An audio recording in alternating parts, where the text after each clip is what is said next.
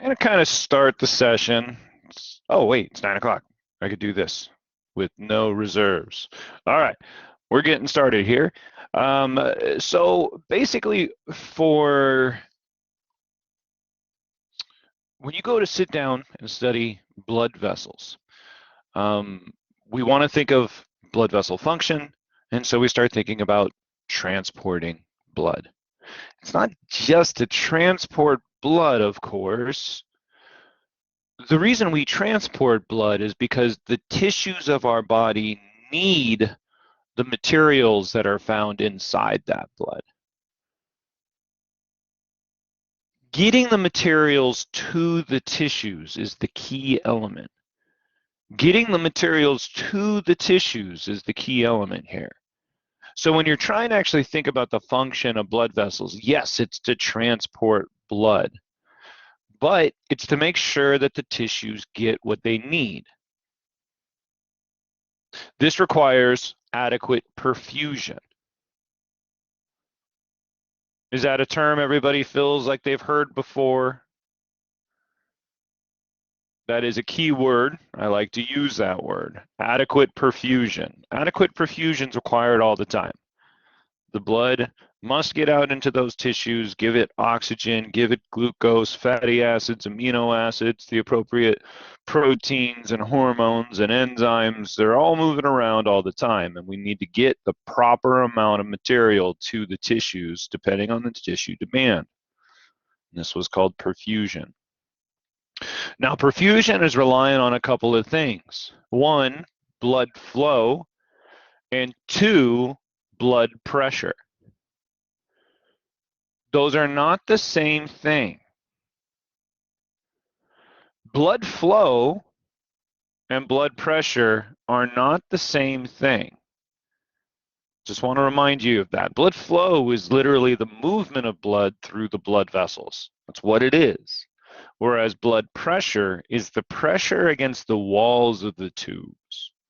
So we need adequate blood flow to get the blood out to the tissues, and we need adequate blood pressure to help create the gradients that allow blood to get out to those tissues. And what you guys are going to see today is now once within the tissues, once we have perfusion out into these capillary beds, now we need blood pressure to help push the materials from the blood through the blood vessel walls out into the tissues. And this is called filtration. All right, let's write some keywords down here. We must have adequate perfusion. It's kind of the whole function of your blood vessels when it comes down to it. Yes, it's transportation, but why do we transport? It's to make sure we have adequate perfusion. In order for adequate perfusion of our tissues, we need one, blood flow, and we learned a formula for blood flow. Blood flow is proportional to a pressure gradient, which is primarily determined by what? What is creating the pressure gradient for the most part? Cardiac output, good. And then it's always going to be opposed by what? Blood flow, any liquid flow. It doesn't just have to be blood. If liquid is flowing, especially through a tube, we have lots and lots of resistance. And it's the friction on the walls of that tube that's going to supply the majority of that resistance. So as we change the size of that tube, we change how much friction there is, and we change how much resistance there is. The primary factor that affects resistance is the radius or diameter of that tube, and it's to the fourth power. So that plays a big role in how blood can flow. And this is why we can change the diameter rapidly, microseconds basically. Technically it's milliseconds, but man, this stuff happens fast. And the second we change that diameter, we change the resistance, and we can change blood flow to an organ very quickly. We can do this both with intrinsic and extrinsic variables. Yes, no, maybe so? Is this all making sense? 2, we don't just need blood flow though. We need to make sure there is appropriate blood pressure.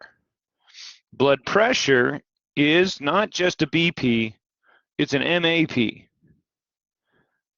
mean arterial pressure. We're looking at the mean of the pressures through the whole body when we do this. And in order to actually calculate it, it's going to be where you look at systolic and diastolic pressures and you do some math. Well, we don't want to deal with math when we're dealing with physiology, so we have an equation that helps us understand which variables of the body primarily affect mean arterial pressure. So if I wanted to, I can say MAP has 3 variables that affect it. 1, 2, 3. I can bullet point 3 bullet points out. Or what we do instead is we write an equation, because I think that is cleaner. So mean arterial blood pressure is proportional to, and Andy, you got that real fast, good job, cardiac output. We know that heart function plays a direct role on your mean arterial blood pressure. If more blood leaves the heart, there's more blood in the blood vessels, and therefore there's more pressure against those walls. Resistance, just like we had for blood flow, but blood flow resistance, this is more like a local blood flow. If we want to change blood flow to the kidneys, okay, great. But your mean arterial pressure is much more systemic. We're looking at body-wide. So we call this a peripheral resistance, and it's a summation of all the resistances throughout all the body. It's not just one local resistance change. Does that make sense? Just by changing blood flow to your kidney, it's not going to necessarily change all your blood pressure. It might, but it's going to depend on what the rest of the organs are doing. So when you're measuring somebody's blood pressure, you're looking at typically, in essence, what's happening across the entire body. Now, there's one more variable that we want to account for in our formula. It's not always accounted for. How does one measure the actual TPR? You don't.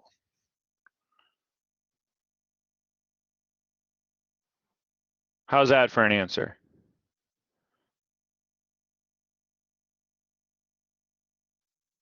Yep.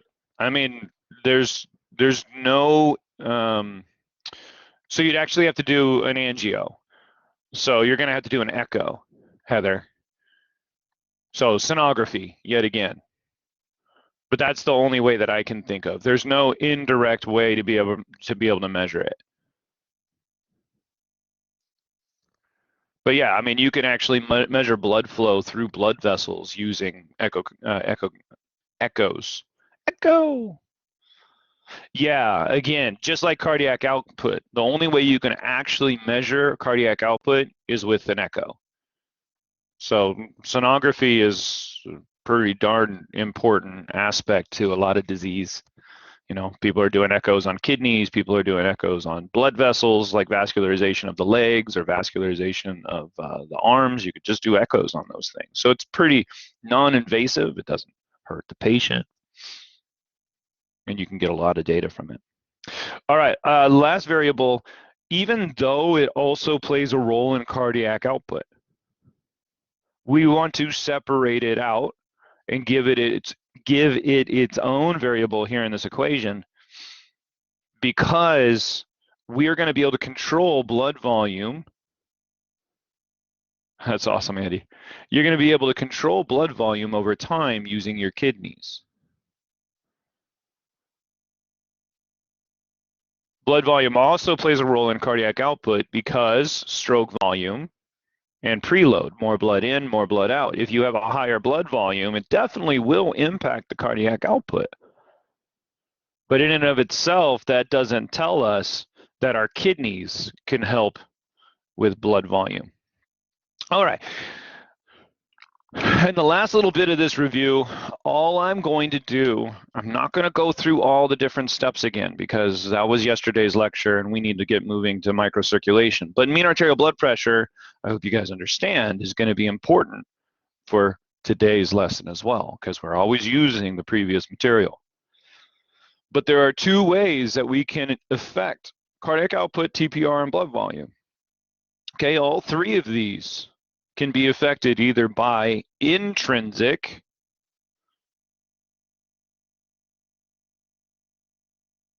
or extrinsic variables.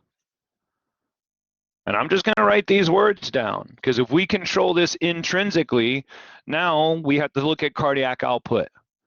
Intrinsic controls of cardiac output. Well, now you're looking at autorhythmicity, right? Intrinsic controls of cardiac output. The leakiness of those cells is within the cells. It's within the heart itself. Does that make sense why that would be intrinsic?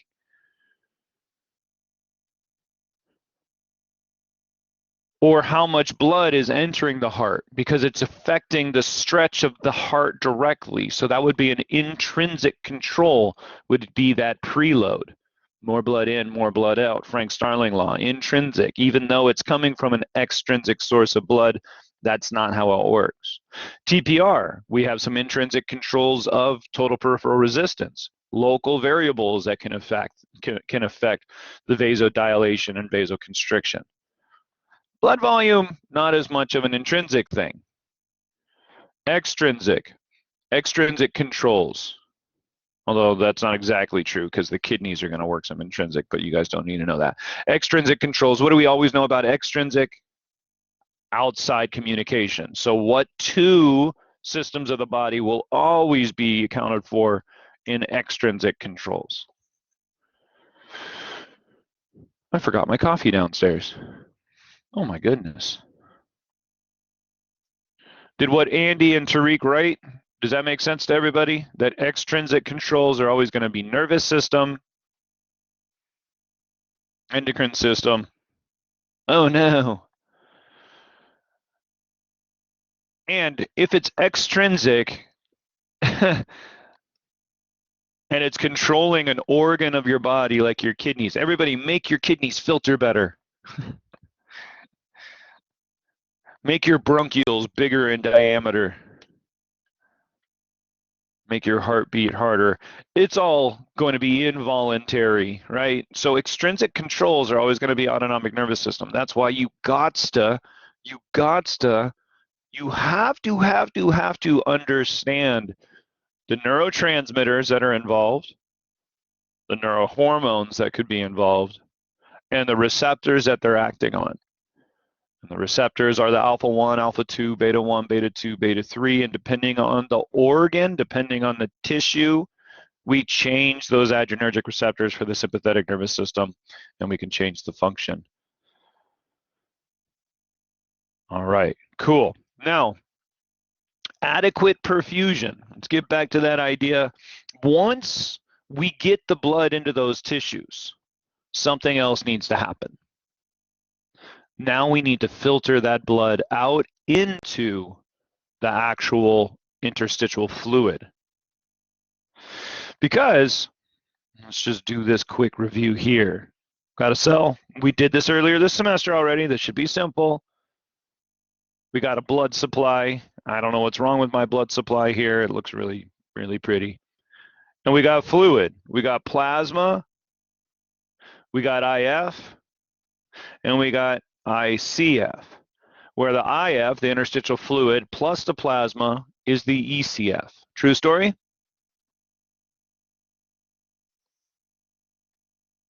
So anytime we talk about like hypoglycemia and hypernatremia and all those words, what we're talking about is the ECF. And because what happens in the ECF will impact what happens to the ICF. The ICF can't communicate with anything else. The only way the ICF can get information, can get nutrients, is if the ECF provides it for it. And so if you have blood, because we're starting here, and we need to get this information over to the ICF, how are we going to get it there? it's got to go from here and it's got to move across this membrane, get into that IF first. Does that make sense to everybody? This process right here is called filtration. When it happens at the capillary beds.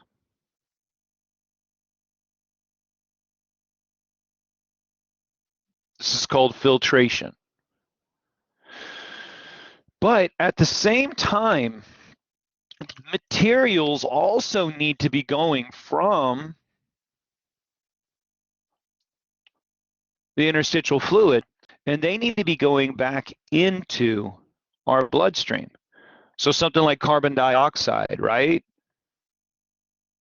We need to get metabolic waste back into our blood from originally the cell. It's going to move from the cell out into the IF, and then from the IF back into our bloodstream. That's going to require a different process. This is going to require something called reabsorption, or just absorption, but we're going to go with reabsorption.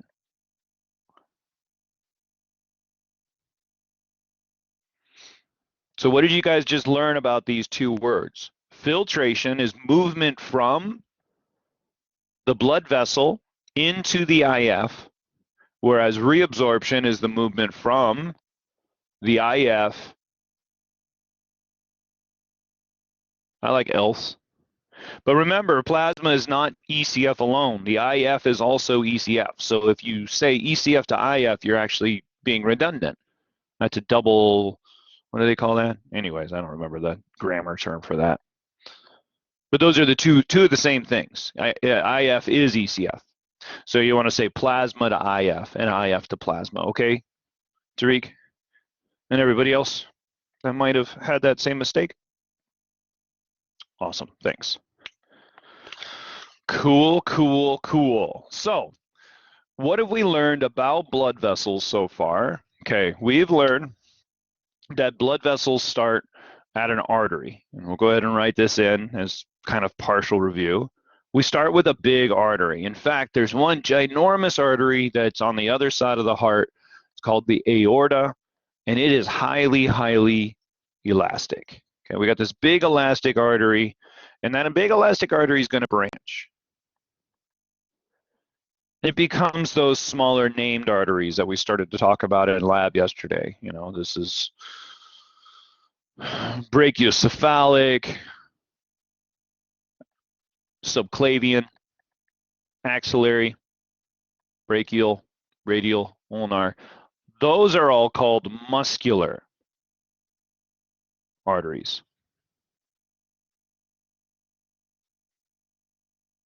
Exactly, common carotid. These are all called muscular arteries. They're going to be primarily surrounded by, a thick, smooth muscle wall that's not highly innervated. It's going to be able to handle a lot of pressure. These muscular arteries are designed to handle high pressures. Those muscular arteries continue to branch, though. And they're going to branch and branch and branch, and finally they're going to become small enough that we're going to call it an arteriole. Okay, it's no longer an artery, it's now a small artery, and we call it an arteriole. Arterioles are really small, and they can still allow for a number of red blood cells to flow through them at a time, but they're much smaller than an artery. And what's so special about these arterioles is that this is where we find circular bands of smooth muscle. Circular bands of smooth muscle. So what does that tell us? That tells us that here at the arteriole, if I have smooth muscle that encircles that blood vessel, this is the primary location for vasodilation and vasoconstriction. Does that make sense? If we have smooth muscle that circles that arteriole, this is where we get vasodilation and vasoconstriction. Sweet. Well, those arterioles are going to continue to branch, and they get smaller and smaller and smaller. And eventually, they're going to go into that meta-arterial that we started to talk about yesterday, and we're going to continue to talk more about today. But that meta-arterial is what passes through a capillary bed. So for our flow chart, we can just write capillaries or capillary bed, capillary bed. Yeah, there is smooth muscle in the tunica media, the arteries as well, but that stuff's not highly innervated, right? It doesn't have a lot of alpha adrenergic receptors on it. It's going to be controlled via a separate part of our nervous system. So it's not going to be changing in diameter as much. It's more designed to be able to withstand high pressures. Does that make sense, Heather? All right. So as we draw this, what we want to go ahead and do is we're going to draw, in essence, a fill goal post. If you've watched my YouTube videos, you've already started doing this probably in your studies. But we're going to draw an arterial, and we're going to have this arterial coming towards a tissue. And this arterial, it's big-ish. It's not small. And it's going to be able to pass blood. And we'll take blood and we'll just be moving it in this direction. It doesn't really matter what direction we choose. So blood's moving through this arterial. Well, what's branching off these arterioles are a much smaller tube. Why did I draw this arterial as red, everybody? What's going on when I draw it in as red? Just a reminder. Yeah, this is oxygenated blood. Away from the heart. Not always, right? If you sometimes like pulmonary trunk, that's poorly oxygenated blood. Systemic circuit, away from the heart, those arteries are always going to be red. So, but yeah, oxygenated blood here. And now the arterial, it's going to, as it spreads out through the tissues, it's going to have all of these branches, many of these, but we're just going to draw one. Okay, so this is moving away from the arterial, and it's smaller. I don't know, I didn't do a great job of making it a lot smaller, but you just got to trust me, it's smaller. And it's carrying this oxygenated blood out into the tissue here. So in the tissue, what you're going to end up with is you're going to end up with this portion of the capillary bed. This one right here, it actually can go all the way through this tissue. It goes all the way through to the other side. And I'm not drawing, I guess I can. I wasn't going to draw it all the way through just yet. But as it goes through, I'm leaving some blanks so I can get some some blood vessels that leave from it. But as it goes through the tissue, this is where it's going to be having gas exchange and nutrient exchange. It's going to be removing oxygen from that blood and getting it out to the tissues and the cells that live around this. And as it does, it's going to deoxygenate. Not completely. It becomes poorly oxygenated. True story? So we're going to start drawing this blood vessel in as blue. And eventually, this is going to be leaving the tissues. And in order to leave the tissues, it needs to go through a really small vein. Really small veins, capillary bed, really small veins are called venules. Just like really small arteries were called arterioles, really small veins are called venules, and venules are going to feed back into all the named veins, and then all those named veins are going to end up all feeding into the inferior and superior vena cava.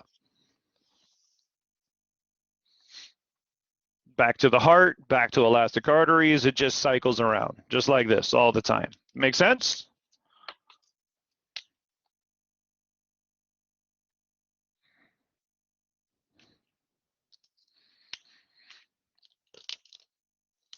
So this side's venule, this side's arterial.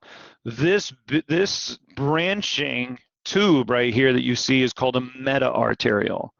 A meta-arteriole is just this side branch that's going to pass over to the venule.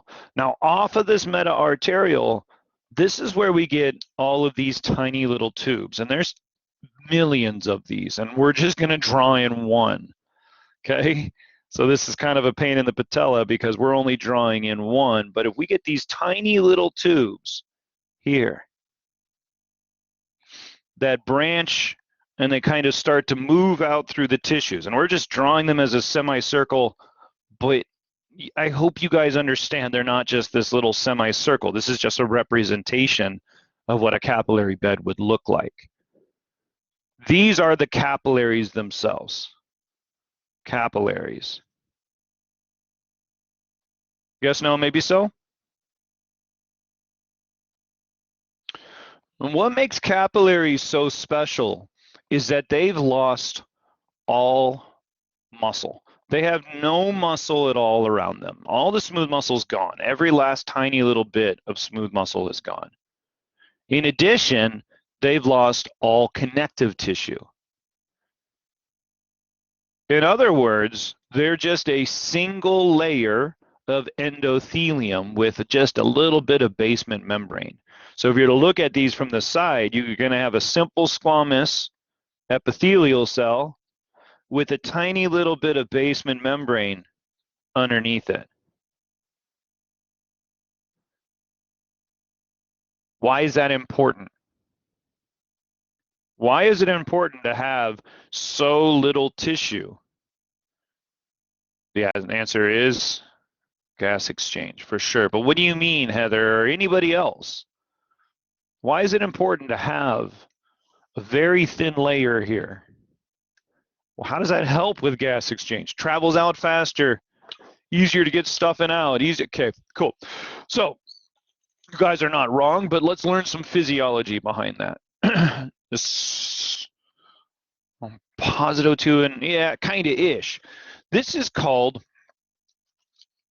if I'm moving oxygen, which is pretty darn important. If I'm moving oxygen out into the tissues, well, oxygen is non-polar. So can it just move through the cell membrane? Yes. Yes is the answer, if it's nonpolar. Right? Nonpolar things? Nonpolar? Can fats just go through your cell membrane? All willy-nilly? Steroids, all that stuff? You're all right, bud. Everybody? Anybody? We spent like the first week of class on this. Okay, nonpolar, and it's tiny. It's O2. It's lipid soluble. This is just O2. So if I'm moving something from high to low, as it just moves through the membrane, this is called diffusion. True story?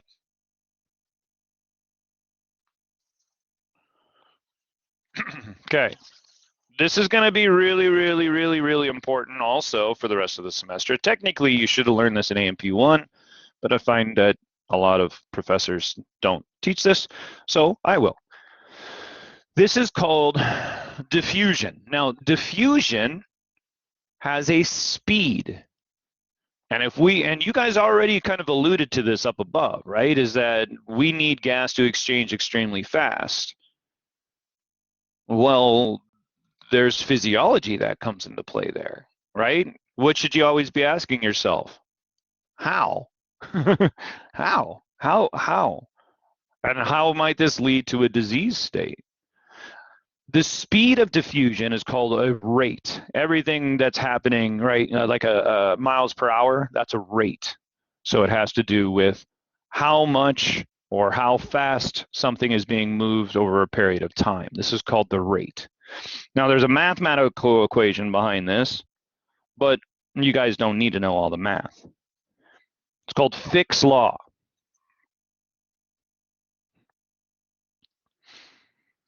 Fick's law is all related to the rate or speed of diffusion. Yes, I know this isn't straight. The rate of diffusion can be abbreviated, capital R, lowercase o, capital D. So we got our ROD, we got our ROD. I'll just always say rate of diffusion. And the rate of diffusion has some variables that help determine its speed. Diffusion is reliant on some stuff. Well, what do we know? If something's going to be diffusing, everything in the universe wants to go from an area of high to low.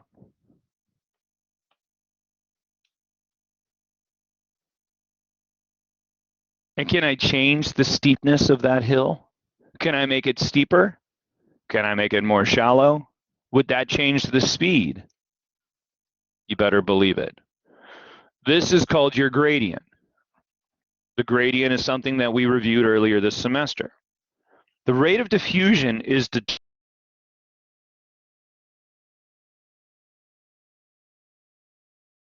diffusion at all. Just like without a gradient, there'd be no blood flow. Gradients are required to move things through the universe. Is that clear? And what do we know? If the gradient goes up, what would happen to the steepness of that slope? It would get steeper. So what would happen to the speed that something can move? If we increase the gradient, what would happen to the rate of diffusion? Increase, decrease, no change. Beautiful. Beautiful. So more oxygen there is in the body, the faster it can move into the tissues. The greater the gradient, the greater the rate of diffusion. So we're going to put this on the top of the equation. The first variable that impacts the rate of diffusion is a gradient. The second variable is surface area. And we're going to abbreviate this as SA. I taught you guys about surface area yesterday, I think it was, when we were talking about cross-sectional area versus surface area, right? So if I have a very high surface area, I have more surface for something to move across it. True story? Versus a flat line. And if I have more surface, then diffusion can occur over a much broader area. Therefore, the surface area is directly proportional to the rate of diffusion. Does that make sense to everybody? You want me to give you an example? Of course I will. If you were to take out your lungs, don't do this at home. You were to spread all of your lungs out. Your lungs are made up of a whole bunch of tiny little circles called alveoli. And they're tiny, super small. But there are billions of them. So if you lay all these tiny little bubbles, they look just like bubbles if you're blowing bubbles out in the backyard for a kid.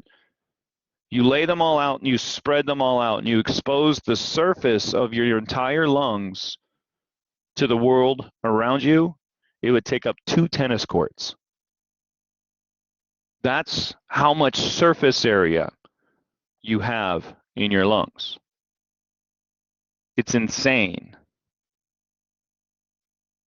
You have massive surface area of your blood vessels. It's like a couple football fields, all hanging out inside of your body.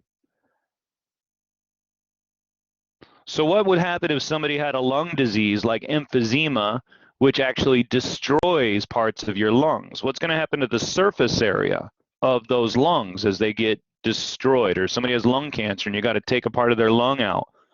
So that surface area starts to drop in that patient. So what's going to happen to the rate of their diffusion? Increase, decrease, no change. And what do we give a patient that has a lung disease like emphysema? What do they walk around with? They're dragging it behind them. They got a tube running them. O2. So what are we doing when we give that patient an O2 tank? We're increasing their gradient. So when their surface area drops, we give them oxygen and that increases their O2 gradient, trying to level out that rate of diffusion again. Does that make sense to everybody? It's a beautiful thing. If their surface area drops, well, the body hates that, but they can't really fix the gradient in and of themselves. Gradient is the difference between two sides. So for instance, in the air around you right now, there's approximately 23% oxygen. Okay? So if I have 23% oxygen out here, this would be out in the environment, and I want to get this into the lungs, right? If I wanted to get this into the blood vessels of the lungs, then what do we know? If I'm going to move it this way, what do we know about the amount of oxygen in our blood? Is it going to be higher or lower than 23?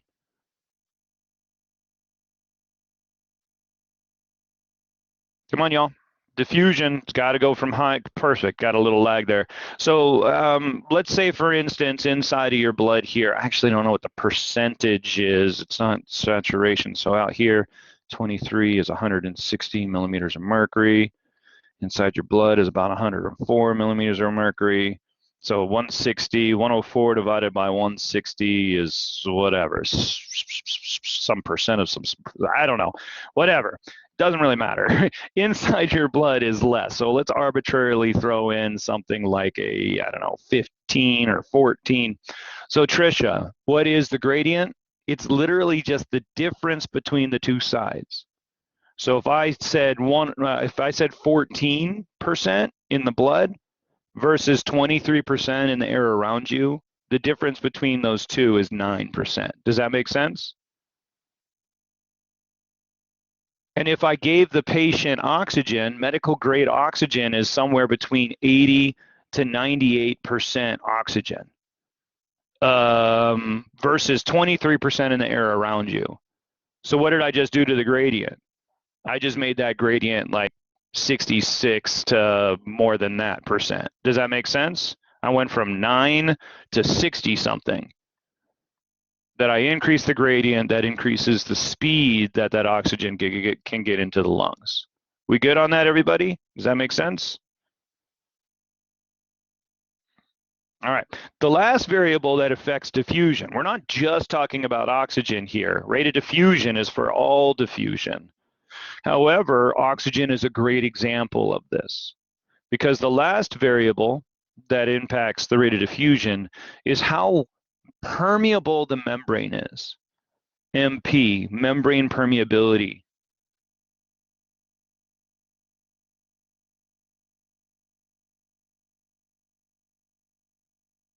And the membrane permeability is going to be determined by, well, how permeable that membrane is to a chemical. And what do we know about chemicals? If it's polar, is it highly permeable? If it's polar, no.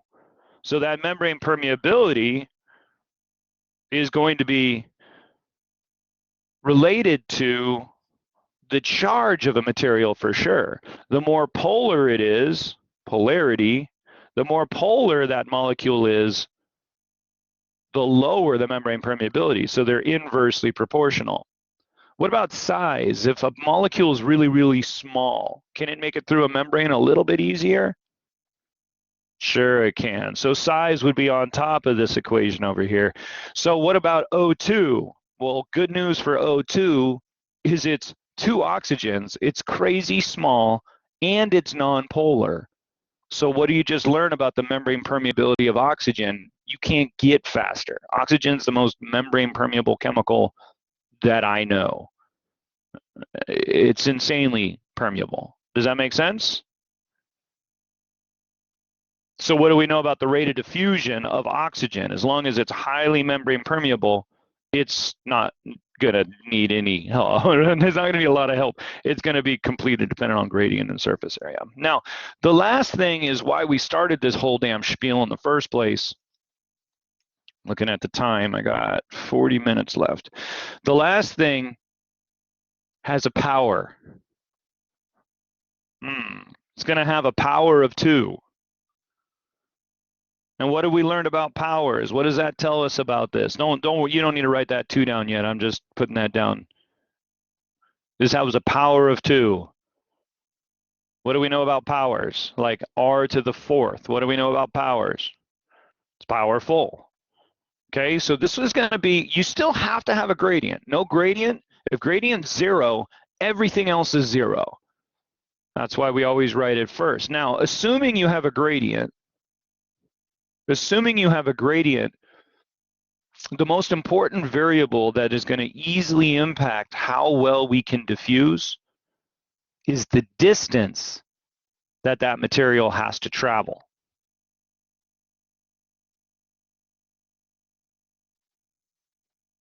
Now, do you guys see why I kept on emphasizing that capillaries don't have smooth muscle? They don't have connective tissue. They're just one cell with a little tiny basement membrane. So what do we know about the distance that something has to travel across the capillary? Is it going to be really big or is it going to be really small? Crazy small. Guess what? Your alveoli in your lungs are just a simple squamous epithelial tissue. So it's just a single layer of cells that it has to cross. But now let's start thinking about if somebody has edema. Edema means a buildup of fluid in your tissues, or pulmonary edema in your lungs. That means fluids in your lungs. And oxygen's nonpolar and water is polar. So does oxygen like water? If it's nonpolar, does oxygen like water? No. So what just happened to the distance and the membrane permeability of oxygen if somebody starts getting edema? Increase, decrease, no change. The distance is going to increase and the membrane permeability is going to decrease. Does that make sense?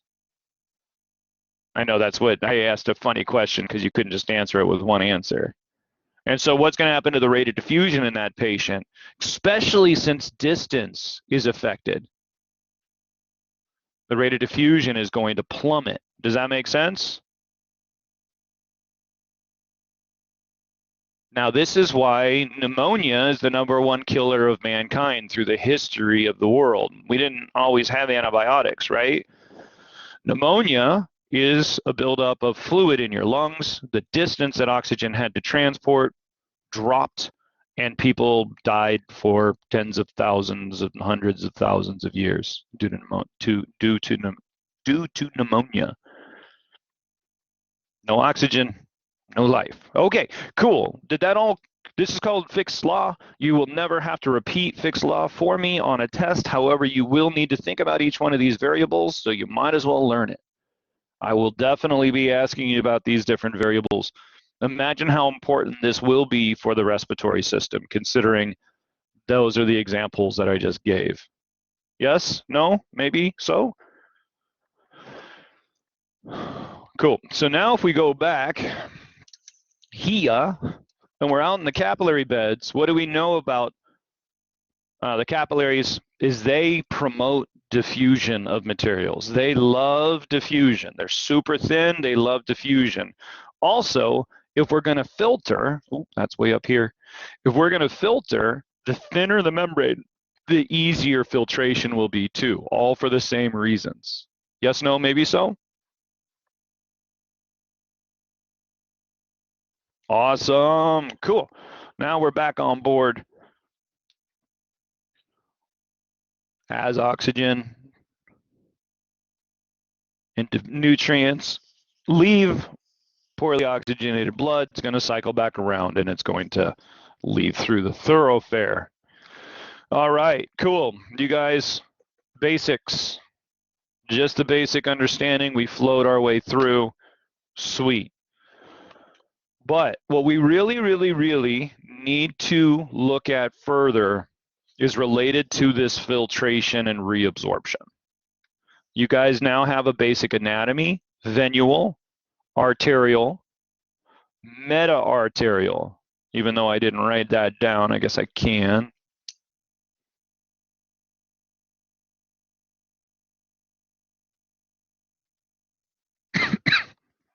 And that meta-arterial can now feed blood all the way through if needed.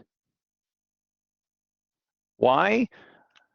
If you recall, these branches of capillaries, these have smooth muscle that surround just right there. That's the only place. And these are called pre-capillary sphincters. So if we need to not allow that tissue to get the blood, we can just contract these precapillary sphincters, and all of this blood, even though it's oxygenated, it's going to go right back through to the veins, and we can redistribute that to somewhere else in the body. Does that make sense? All right, cool. Let's draw another drawing. You're going to need space for this, so go ahead and, either go somewhere else. We're going to draw something very similar to what we just drew, this fill goal looking thing, but we're not going to put in the capillaries this time. Okay, so we're going to draw in our fill goals. This is going to have a straight line across this time.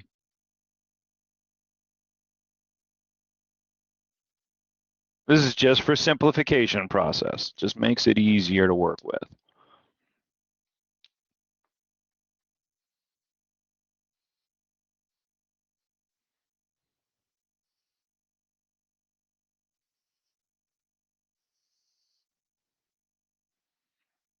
All right, we got a roll. Over here, arterial. This would be a compilation of all the capillary bed. This is not just a drawing of the meta-arterial anymore. This is a representation of the entire capillary bed, okay? We're just using this drawing, and now we're going to start throwing some numbers and stuff at you. We're going to end up writing an equation. That's why we need some space. The venule over here, and then capillaries. Okay, so what we really need to talk about a little bit more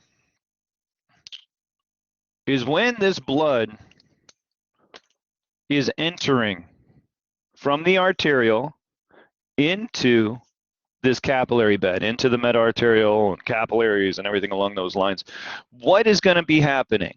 We already know that we need to transport the nutrients that's in the blood. We need to somehow start to move that stuff out into the tissues. We need to be moving this material out into the tissues this way. So what word did we learn for this? What is the movement of materials? All materials. This isn't just diffusion, so come up with that new word that I taught you on the, not exo, not perfusion. Perfusion is the entry of blood into the capillary bed, in essence. Thank you. Yeah, there we go. We're looking for filtration here. Okay, in a capillary, we're going to have what's called filtration. And actually, let me go to the lecture real quick. There's a slide I want you guys to see, and I don't draw it very well. I don't even have this lecture open. How? Be prepared. All right. Here, lectures, unit 2, blood vessels 4, microcirculation. That's what we're after. Open Skeskami. Oh, somebody just jumped on voice. Here it is.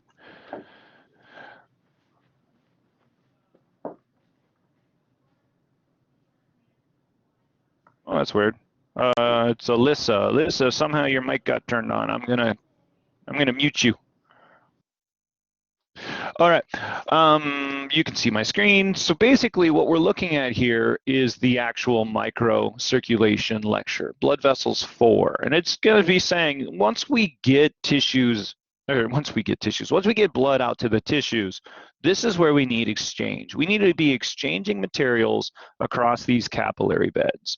And what's so cool about those capillary beds is that the walls are super duper thin, and the number of capillaries is insanely high. If a tissue needs more blood, it's going to have more capillaries. So the capillary density is related to metabolic activity of the cells. Sweet. What does that mean? If it needs more stuff, it's going to get more stuff somehow. And the best way to get more stuff is to make it so you have more blood vessels. We learned that when we were learning about intrinsic controls of blood flow. True story?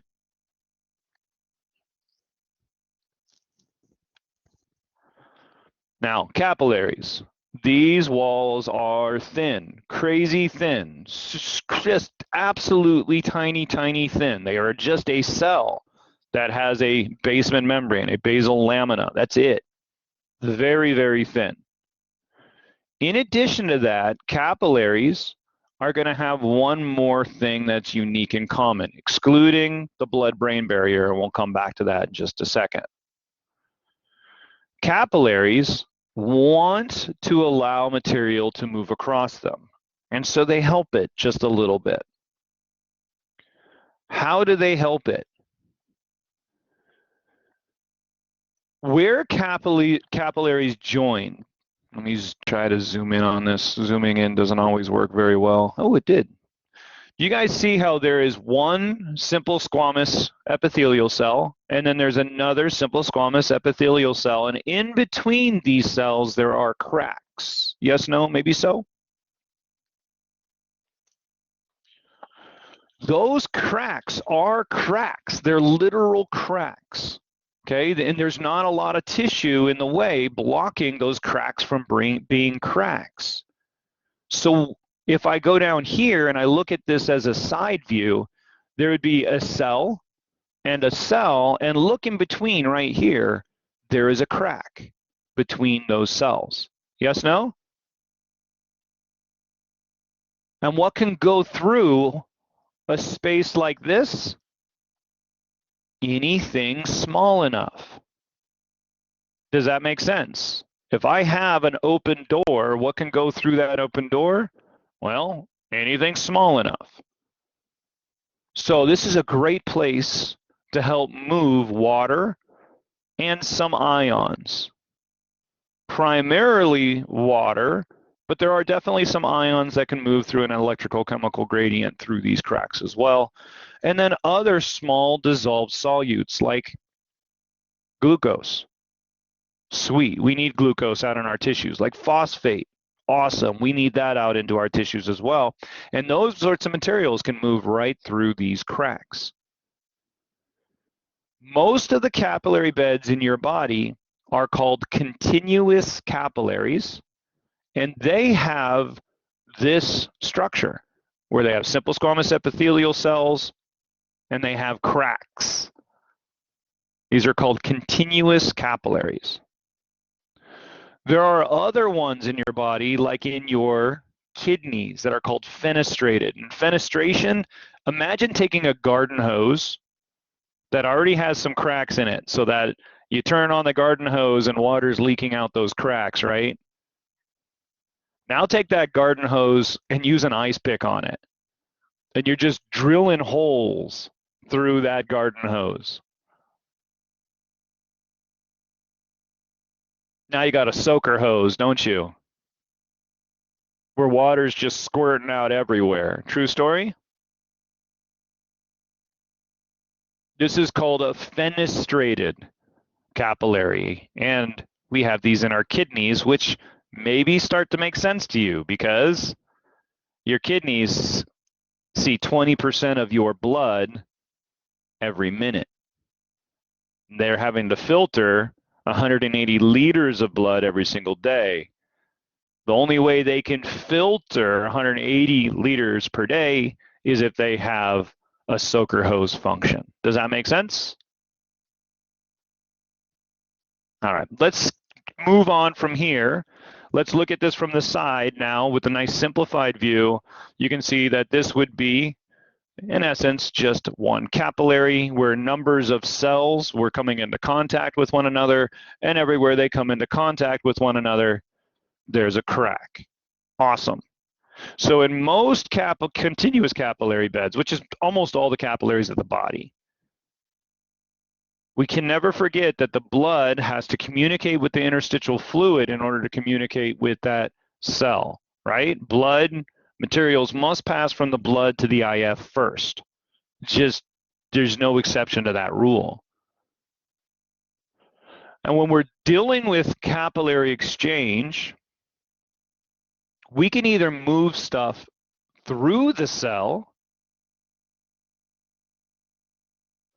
or through those cracks? What could move through the cell depends on its lipid solubility. It's all about rate of diffusion. If I'm going to dissolve something or move it by diffusion, well, it better be lipid soluble. And if it has a high enough concentration gradient, isn't that going to help too? What did we just learn about the rate of diffusion? Diffusion. The rate of diffusion is dependent upon the concentration gradient. The surface area, and the surface area of capillary beds is insanely high, and the lipid solubility of that molecule. True story?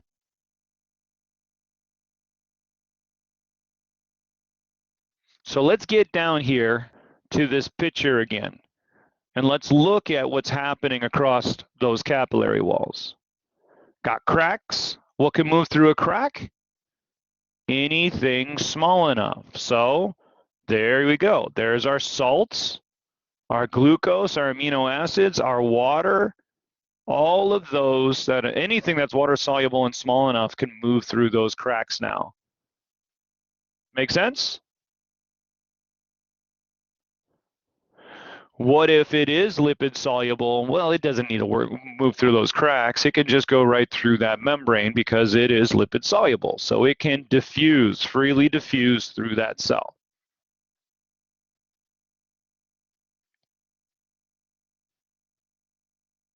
What if it's something we want to exchange with the cell, like a hormone that we need to get out to that cell?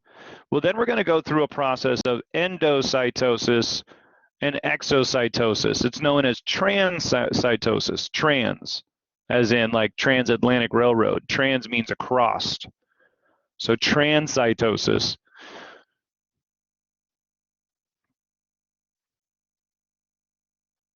Transcytosis is going to be, is that way endocrine?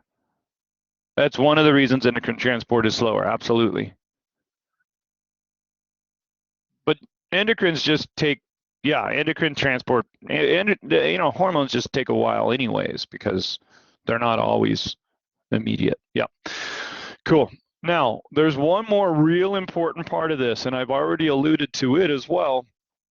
What can go through a crack, everybody? Anything small enough. So what cannot make it through a crack? Anything too big. I really want you guys to simplify it like this because students overthink the hell out of this. A car, exactly. Cars are not going to get through. And the cars, hey, let's go with this analogy. A car like an Uber. And the Uber of your blood are helping to carry nonpolar things around, like oxygen. So what's helping to carry oxygen around? You got an Uber, or you got a Lyft for your blood. Taxi service. You got cars in there. Come on, guys. What's moving oxygen and CO2 around in your bloodstream all the time? Takes up billion. There's literally trillions, hundreds of trillions of these. Hemoglobin and red blood cells. True story? Do we want hemoglobin, red blood cells out in our tissue? Yes or no? Hell nah. And how does it not get out there? Because these cracks are too damn small for that to get through. What else do we have in our blood that's an Uber system? What about those carrier proteins moving things like thyroid hormone around, whatnot, right? Albumin and globulins and all those great yummy proteins. GLUT is a receptor. So no, that wouldn't lie in this category, Heather. GLUTs are already in the cells. They're not in the blood. We can discuss that more later too. But yeah, GLUT is produced by the cells and they hang out in the cells. They're not transported in the blood. So plasma proteins, this is stupidly important. I know I've kind of made a joke out of it so far, but plasma proteins are not small enough to make it through these cracks. Do we want plasma proteins in our interstitial fluid? Yes or no? The answer is hell nah. Let's go back and refer to one more thing here.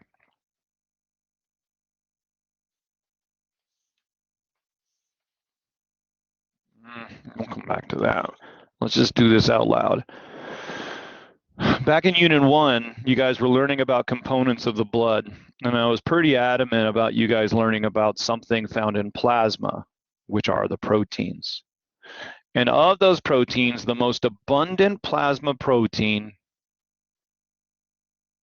is, sorry, you said plasma protein not being in, yeah. What's the most abundant plasma protein? And God, you guys are so good. Normally, I have to drag this out of students, and you guys got it so fast. I'm crazy, crazy proud of you right now. Maybe not everybody got that. Not a problem, right? Learning is tough, and these tiny little details are tough to hold on to. But albumins are your number one plasma protein. Now, I taught you one more factoid about albumins. Does anybody remember? If not, no problem. I'll reteach it, but I'm just trying to drag these memories out of you instead of just giving you the answer. Does anybody remember what I said is so darn important about albumin? This is going to come back into play today, so it's important. All right, let me give you guys a hint. Ah, love it. Good job. Good job, Tran. Where does water want to be? That's my hint.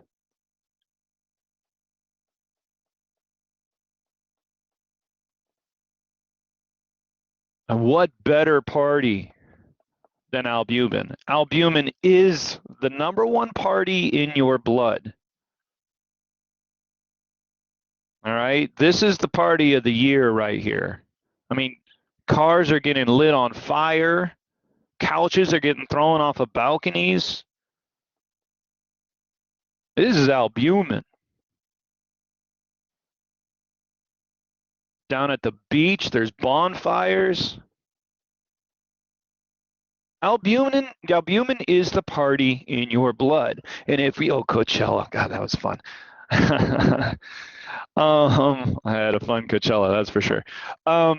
Plasma proteins, I've never done a Burning Man. Maybe someday. My kids are gone and I can stop being responsible. Yeah, that's next level for sure. Plasma proteins. These are important for helping with where water is going to be. So with plasma proteins like albumin, were to get out here in the tissues, where's water want to be?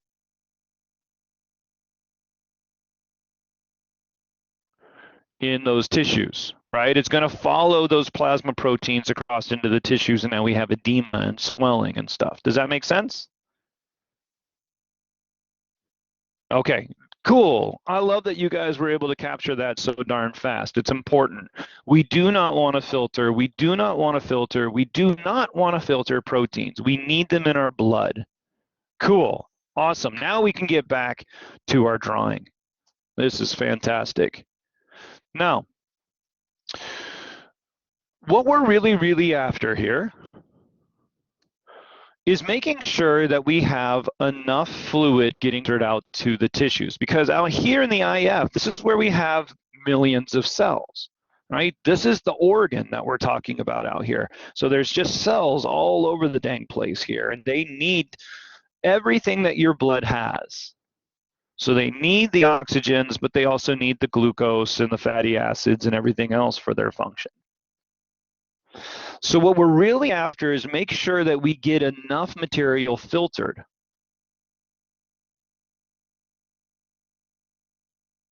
This process is called net filtration. Net filtration. Net, oops, it's off the top there, sorry. Net implies that there's other stuff going on. So in math, a net isn't, a mesh net. That's not what we're talking about. We're talking about looking at adding things to a system and subtracting things to a system, and whatever the end result is considered a net. In essence, it's a summation of everything going on. But ultimately, with a net filtration, we need to make sure that everything is filtering properly. And the way that we filter is just like filtering coffee. Normally you drip coffee, but anybody ever used a French press before? I don't know. Yeah, I mean, French press is like the way to make coffee if you're a coffee connoisseur. But for those that have never seen a French press, I don't want to use something that people don't. French press. So that maybe people have never seen, but in essence, a I did it again. French press, by the way, they're super cheap. And they make the best coffee, is you just take, and up on top, there's a filter. You make your coffee basically down below, and you just put coffee grounds directly into that liquid. And then up on top is basically a plunger. So after you have allowed that coffee to be made for some time, you push that plunger down, and the bottom of the plunger has a strainer system, just like your capillaries. Does that make sense? That we have a strainer. It's metal with holes in it. There's your capillary cracks. And when we push down on the plunger, what's going to happen to the pressure underneath it? Increase, decrease, no change. And that's going to help move that material through the cracks of the strainer. If you just drop the strainer down, maybe it's heavy enough to move down somewhat, but it's not going to filter that entire cup of coffee. Does that make sense? We need to apply pressure to this system to help with filtration. And that's exactly what's going on here in your body, is that you need pressures to help with filtration. So we call it net filtration pressure. Our bodies are done in our capillaries are a French press. Net filtration pressure. So that's what we're after, is we need to make sure that filtration occurs, and filtration occurs because of the pressures that are in the system. Is that somewhat clear? And I'm going to elaborate on this over the last 13, 15 minutes of class here. Net filtration pressure. What I'm trying to tell you guys is that in order for materials to be filtered from our blood, pressures are going to be required, Heather, just like a French press. The net pressures, because we're going to have a lot of pressures we're dealing with here. Tariq, you're cracking me up. We're going to be dealing with lots of different types of pressures. But ultimately, at the end of the story, we still need to make sure that filtration occurs. This is called net filtration, and all the pressures that we're going to be adding together are going to be determining the net filtration pressure. This is abbreviated as NFP, net filtration pressure. Give it a second if that didn't make sense, because I think there needs to be more to the story. So let me continue on, and then it'll make more sense. I hope. NFP is going to be equal to a bunch of stuff. But let's go ahead and define that bunch of stuff. What's going to determine how much blood is going into these arterioles and how much blood is going into these capillaries? Well, it's your blood pressure, right? It's your mean arterial pressure. Plays a huge role in how much blood is going out to these systems. We also have blood flow. Yes, no, maybe so. Is this kind of what we just spent the last few days on? But here's the deal. Once we get out into the tissues, we're going to have pressures that are pushing in a lot of different directions. So let's define mean arterial blood pressure and be more specific on it in terms of the physics of mean arterial blood pressure. Mean arterial blood pressure, and I don't want to use blue, I'm already using blue for something else. Mean arterial blood pressure, remember, is the pressure being exerted against the walls. It's the pressure being exerted against the walls of those blood vessels. True story?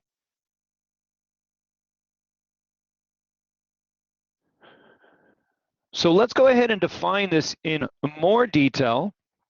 And let's start talking about the pressure that fluid is putting onto the walls of any tube that it's going through. Okay, the fluid, hydro, fluid, water, hydro. As water is pushing against the walls of the tubes, we call it hydrostatic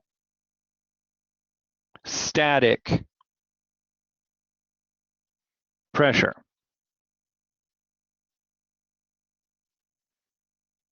Hydrostatic pressures are the pressures that fluids apply to the inside and outside of a tube. It doesn't matter. Hydrostatic just means pushing against a wall. Why is that important? Because your mean arterial blood pressure applies a pressure to the inside of that blood vessel, but isn't there also going to be fluid out here in the interstitial space? And we call that IF, right? So out here, there's an IF. There's fluid. Isn't that going to be applying pressure against the walls of those tubes? Sure it is. So we have hydrostatic pressure both inside of our tube, and we have hydrostatic pressure outside of our tube. Are they pushing things all in the same direction? No. So in order to go through that, let us, I like this direction. We're going to go this direction. Let's remind ourselves of something. If it's moving from the plasma into the IF, what did we call this? Just real quick, this shouldn't be too bad. We did this on a slide not too long ago. This is filtration. So if it moves out of the cell or out of the blood, we call filtration. But what if it's trying to move back into the blood? What do we call that? Oh, I just glitched.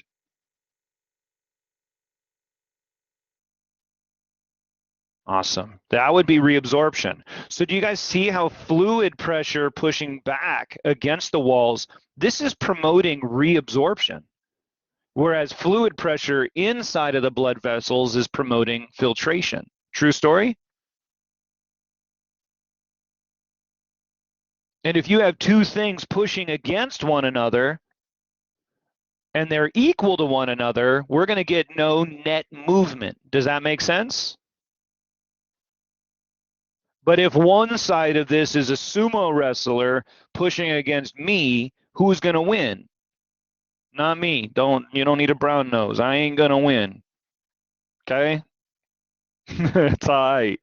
So the larger the pressure, the more that pressure is a part of that story. Does that make sense? Awesome. So let's look at these hydrostatic pressures. There's actually two different types of hydrostatic pressure. One is inside of your blood. So we're literally going to say that. We're going to abbreviate this as HP. HP means hydrostatic pressure. Well, there's two types of hydrostatic pressure. One type of hydrostatic pressure is going to be inside of our blood. So we're going to go ahead and do a subset B. That's a lowercase b. The other hydrostatic pressure is in our interstitial fluid. So we're going to do a subset IF. One of these promotes filtration and the other one promotes reabsorption. Which one of these promotes filtration?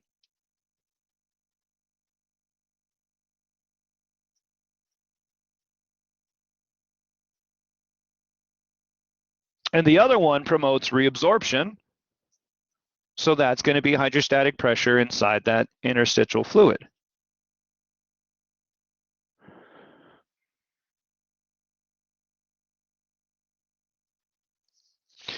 If it promotes filtration, then it's promoting net filtration. True story? And it's a pressure because it's hydrostatic pressure. So it's going to be part of this net filtration pressure equation that we're going to be learning and using on the exam. All right, cool. So those are two sources of pressure. Good news, you guys only need to learn two more sources of pressure. And they're not that bad, I promise. There's going to be another type of pressure in the system. And this pressure has to do with that, with the party. So what kind of pressures are we dealing with? If we're dealing with the party, we're dealing with osmotic pressures. Does that make sense?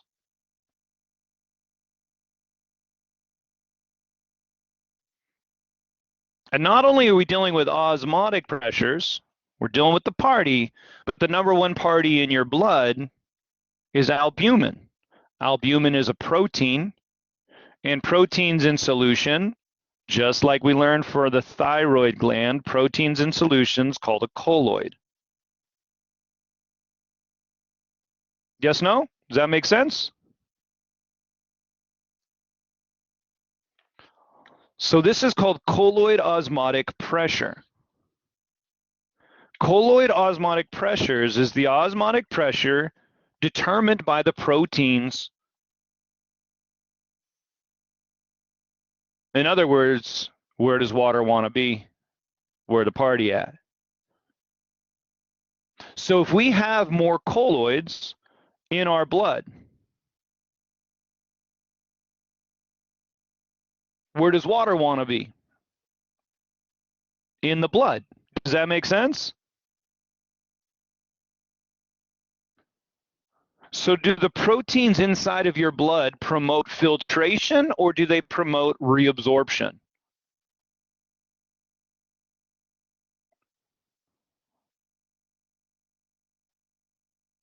Lovely. Now, what if there's proteins? There are a few, not many. What if there are proteins out here? Where does water want to be? Where to party at? So it's going to draw some water out to it. Is that promoting reabsorption or is that promoting filtration? This value is normally really, really small because we don't normally have proteins floating around in the IF. Okay? Proteins want to stay in the blood. We don't filter those out. And proteins are made by the cells, so they typically stay inside of the cells, stored in vesicles, waiting for exocytosis. Does that make sense? That this right here, it's going to be a really small value. It's not normally a big part of this, but we still want to take account for it. There's your four factors that affect net filtration pressure. So let's go down here and let's use brown. Colloid osmotic pressure, COP. Okay, COP. Easy enough to remember. These are COPs. Yes, the COP is the party. Deal with it. There's both a COP inside of your blood, so we're going to subset B, and there's COP out in the interstitial fluid, so we're going to subset IF. And what did we just say? The COP inside of your blood, is that promoting filtration or is that promoting reabsorption? Let's just do this one more time.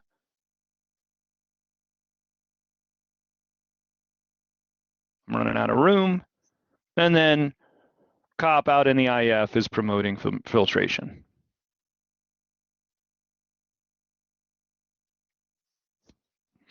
How do you guys feel about the story so far? It's really not as bad as the textbooks and stuff make it out to be. How does everybody feel about this? Do you guys all understand when it promotes filtration, when it promotes reabsorption, when it promotes reabsorption, when it promotes filtration? We need to take that into account.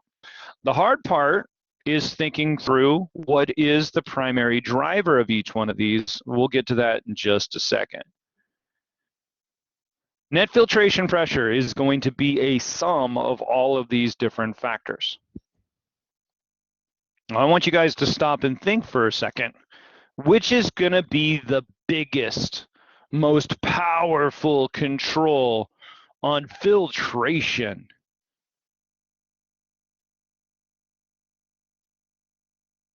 Well, in order for it to be the biggest, most powerful control on filtration, it's probably going to promote filtration. So which one of these promotes filtration and probably is pretty darn big?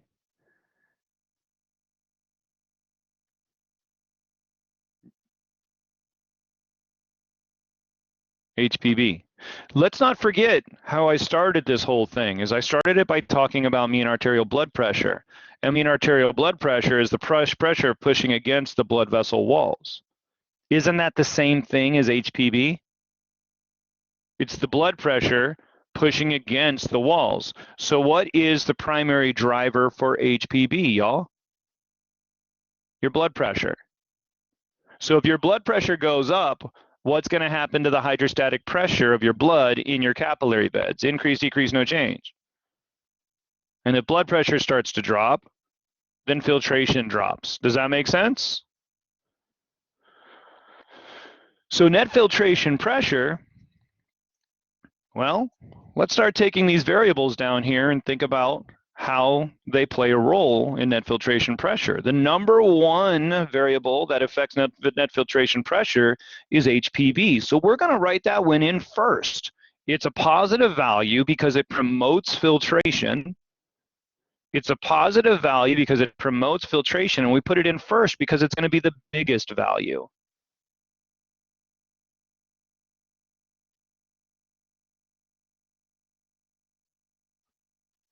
Let's go ahead and put in the other HP. But this one's promoting reabsorption. So I'm taking away from filtration. If I'm reabsorbing, I am not filtering. Does that make sense? I am opposing filtration. So I could also write, instead of promotes reabsorption, I can say opposes filtration. And if something is in opposition, mathematically, we subtract it. So we're going to subtract out whatever pressures are being applied by the interstitial fluid. Does that make sense?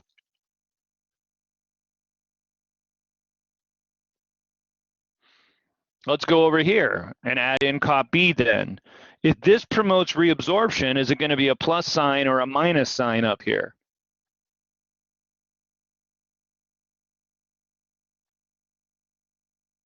Definitely a minus sign.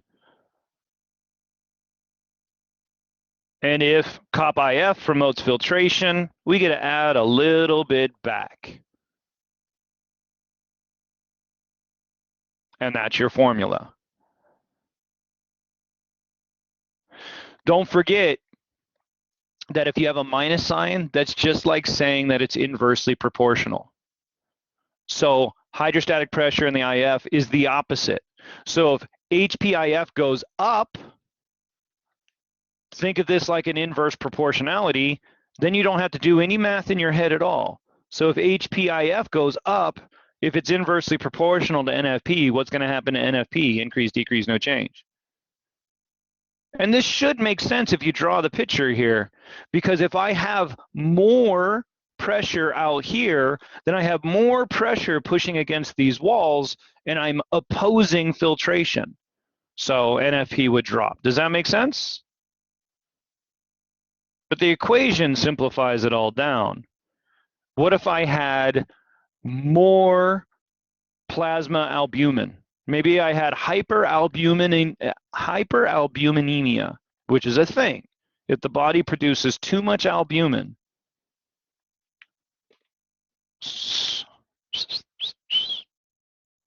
then Cop B goes up. If I have too many proteins in my blood, then it's going to be retaining more water because there's more of a party in my blood. Does that make sense? And therefore filtration drops. What if, again, somebody's blood pressure starts to drop? Maybe they have heart failure. Ooh, what if they had heart failure? Which of these variables is most likely to be impacted by heart failure? Oh yeah, for sure, right here. That HPP just dropped. They have heart failure. Their heart's just not keeping up with demand. So what's going to happen to filtration out in those tissues? That's going to decrease because it's a plus sign. What about severe malnutrition? What if somebody is literally starving to death? There are reasons for this, whether it's disease or whether it is socioeconomic or whatever, somebody's starving themselves because they are anorexic. There's all sorts of reasons why somebody can have severe malnutrition. Now, severe malnutrition means you're not consuming the nutrients that your body requires. So what's going to happen to the amount of glucose, amino acids, fatty acids getting into the body? Increase, decrease, no change. And if we don't have enough amino acids, well, what's amino acid the building block for? What do we require amino acids from our food to make? Proteins.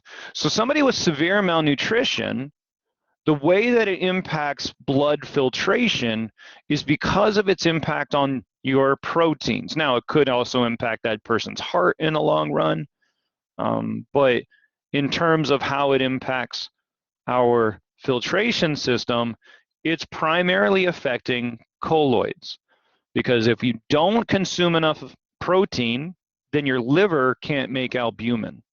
And if your liver can't make albumin, party in your blood goes away.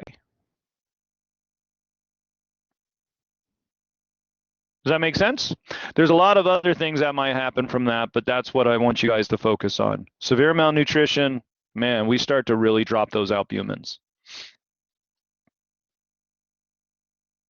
Start to get edema, late stage starvation.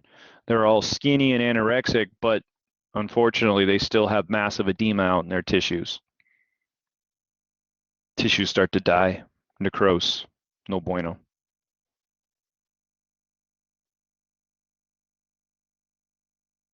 By the way, what other variable would be affected by edema? Let's just talk about edema, just edema in and of itself. What if somebody has edema for whatever reason? What variable is going to be affected by edema?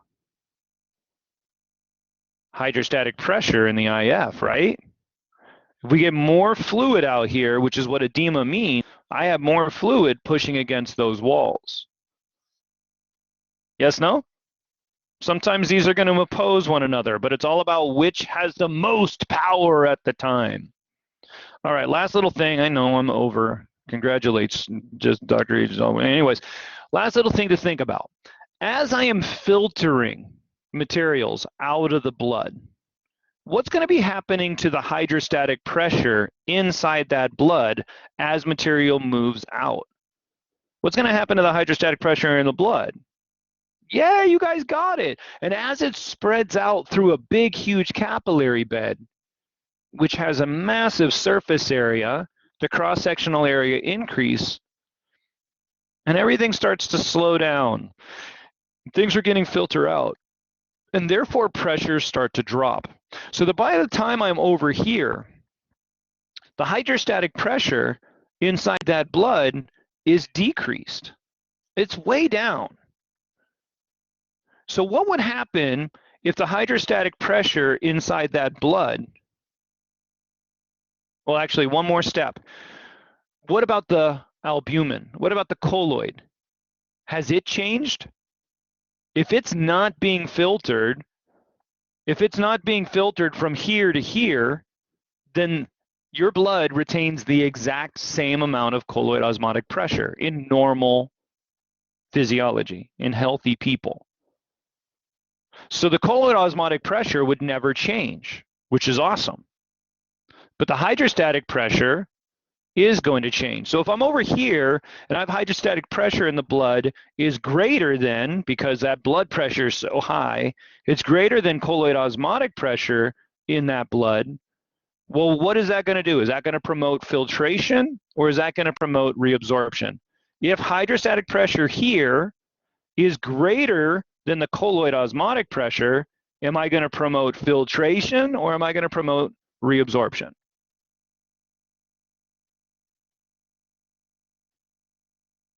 Awesome. Good. Filtration down the board. Love it. Now, what about over on this side, the vein side of everything? Well, now hydrostatic pressure has started to drop, and it's dropped quite a bit. And what if it, and it does, get less than the colloid osmotic pressure in the blood? What is that going to be promoting? Isn't this what we want? We drop off things we don't want here, and we reabsorb materials like metabolic waste as it's going through the veins and then needs to get back out to the rest of the body, and it brings that metabolic waste back to the body. Does that make sense to everybody? Okay. Perfect. So that's the last of the material that you guys will have on your exam. I will not have the lymphatic system on your exam. I will not have the lymphatic system on your exam. There are some homework questions on the lymphatic system. That's okay. You can still work your way through them. There's not many, and the answers are all in your textbooks or online, or you can always text me. Everybody, will the lymphatic system be on your exam or your lab practical? Yes or no? Okay. It will not be on either your lecture exam or your lab practical because we haven't been able to touch it. So lymphatic system, not on the exam. Awesome. Tomorrow, not going to be taking my son to soccer. No, not soccer. Sorry, swim. He has swim tomorrow. He does baseball, soccer, and swimming. So I'm, yeah. So I'm not taking him to swim tomorrow. So I can actually meet pretty early.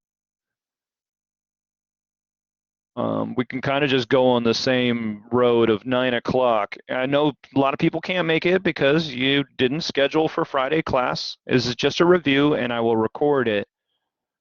So let's try to meet. Let me talk to Grandma, and then 9 o'clock is what I'm thinking, Heather. Same time. If you guys can make it, great. If you can't make it, it will be recorded. It's highly encouraged that you make it. There's a lot of material here. We're just going to summarize it all, starting from the beginning of your autorhythmic cells. Oh, goodness, Tariq, I don't know. It's going to, I mean, we'll go 2 hours probably at least, and then I'll start trying to figure out exactly what we're going to talk about. And there's, we can talk for 8 hours. There's so much for you guys to study. I'm sure you guys are starting to feel the pressure.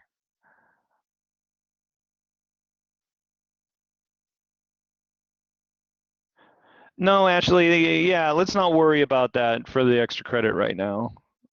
You guys have enough on your plate, and since I haven't gone through it, it's going to take you guys extra time to go through it, and I just don't think that's time.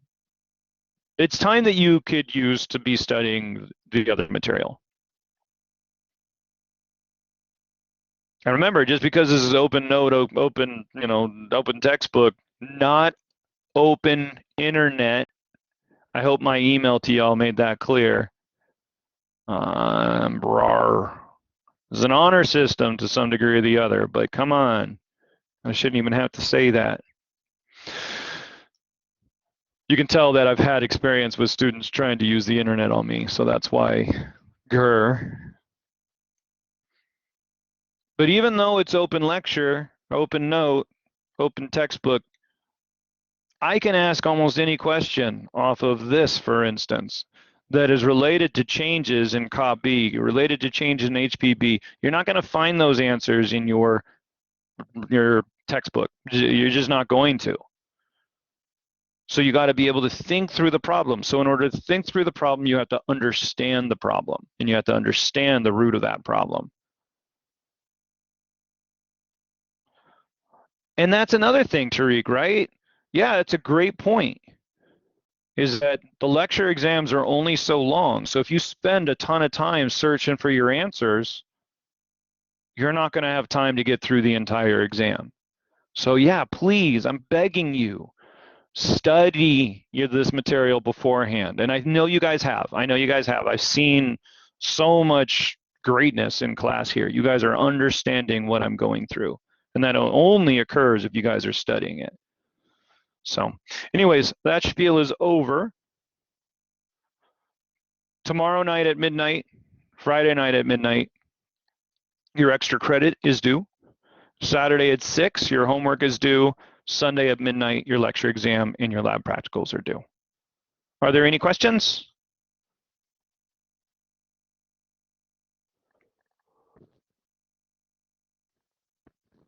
Then get on out of here. Tomorrow morning at 9 a.m., assuming Grandma says yes, she's got to come take care of the kids, so I'm sure she will.